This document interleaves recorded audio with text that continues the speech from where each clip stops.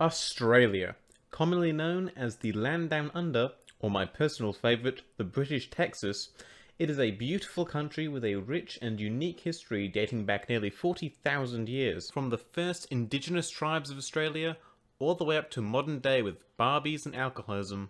There are thousands of interesting stories this country has to offer. And today, I would like to discuss one key individual that stands out when discussing Australian history, Mr. Harold Holt, the 17th Prime Minister of Australia from 1966 to 1967. Harold doesn't stand out because of any major political reform he made during his time in office, but rather the reason why his time as Prime Minister was so short. On December 17th, 1967, Prime Minister Holt just disappeared. He just up and left, vanished. To this day, no remains or body has ever been found of the former Prime Minister. So, who was Harold Holt, and how did he go missing?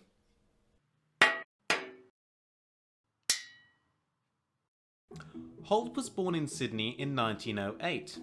He studied law at Melbourne University during the 1920s and graduated in 1930. He attempted to start his own law firm, however this was at the start of the Great Depression, which made everyone, well, a bit depressed, which made it very difficult for him to find work as a lawyer. So, what does every failed law graduate do when they can't find work? They go into politics.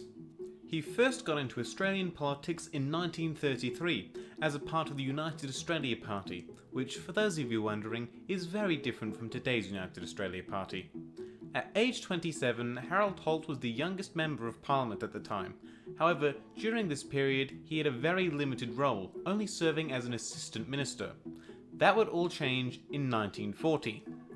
When World War II broke out, Holt enlisted in the Australian Army, intending on becoming a full-time soldier. However, in August 1940, the Canberra air disaster resulted in the death of 3 prominent Australian politicians. This forced Prime Minister Robert Menzies to call for a snap election, and Holt was given leave from the army to go campaign. He won his re-election, and this is where he got his first proper political position, as Minister for Labour and National Development. After World War II, the United Australia Party split, and Harold Holt became a part of the newly created Liberal Party. The Liberals won their first election in 1949, where Holt won the prestigious position of being both Minister for Labour and Minister for Immigration. In 1956, he became Deputy Leader of the Liberal Party. Holt succeeded Arthur Faden as Treasurer in 1958, which was rather strange considering the fact that Holt had no education or even interest in economics. Just goes to show not much has changed in Australian politics. Despite this, Holt still managed to make some improvements to Australia as his time as Treasurer. He was the main proponent for Australia moving away from the pound sterling and towards its own independent Australian dollar. He was able to convince the cabinet that they should call the new currency dollars instead of the originally proposed name, royals, which, honestly, in my opinion, royal sounded much better. But Holt, like every politician, was not perfect. In 1959, inflation rose by 4.5%, which motivated Holt to make a variety of deflationary tax changes. He also reluctantly agreed to increase the interest rates for the RBA. This caused a minor recession, which at the time was jokingly referred to as the Holt Jolt, which nearly cost the Liberals the election that year. Holt became Prime Minister in 1966, with the retirement of Prime Minister Robert Menzies. Despite his short time in office, he still managed to make a lot of changes to Australia. Most notably was the repeal of Section 51 of the Constitution, which allowed for Indigenous people to be counted in the Australian census. Holt was also close friends with President Lyndon B. Johnson, once quoted saying, "All the way with LBJ." Now, let's get on to the main course. Holt's disappearance. Holt went missing at Portsea, Victoria on December 17, 1967 at approximately 12:20 p.m. He was staying there for a weekend holiday after his last cabinet meeting on the 14th. He went to the beach with his daughter and 3 family friends.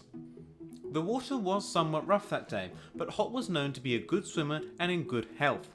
Only he and one other member of the group went into the water that day. Witnesses described seeing Holt swimming just fine, until he was suddenly dragged out to sea by a strong undertow. Those on the beach called out to him, but he made no effort to respond. They saw him slip beneath the waves and out of sight. Soon after, Victoria Police and the Australian Army began to search for the missing Prime Minister. Nearly 190 personnel had scoured the beach on just the first day, using helicopters and watercraft to find any trace of the missing Prime Minister. However, due to poor weather conditions, divers found it difficult to do anything for extended periods of time.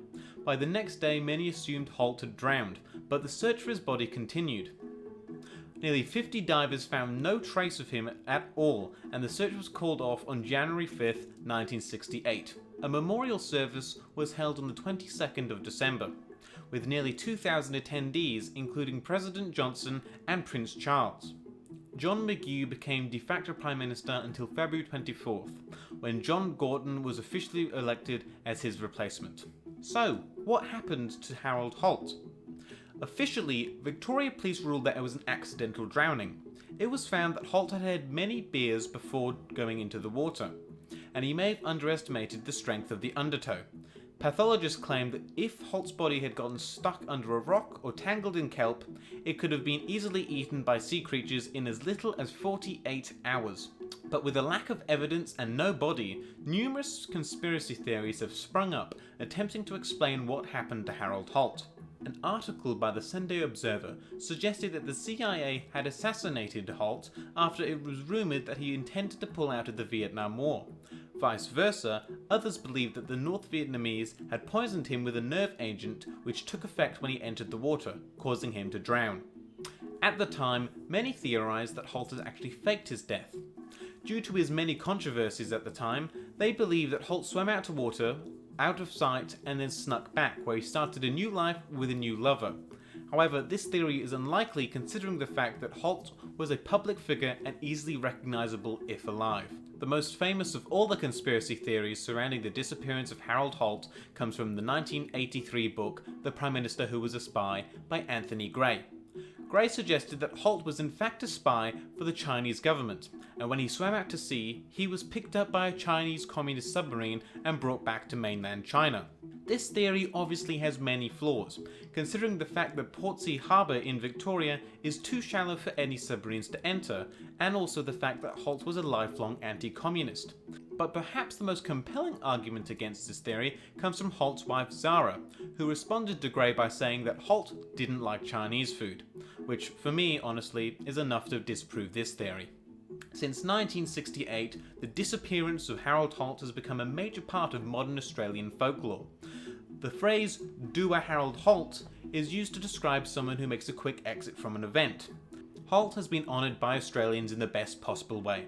Not with a statue and not with a painting, but with the Harold Holt Memorial Swimming Centre, which, considering Holt's disappearance, does seem a little odd.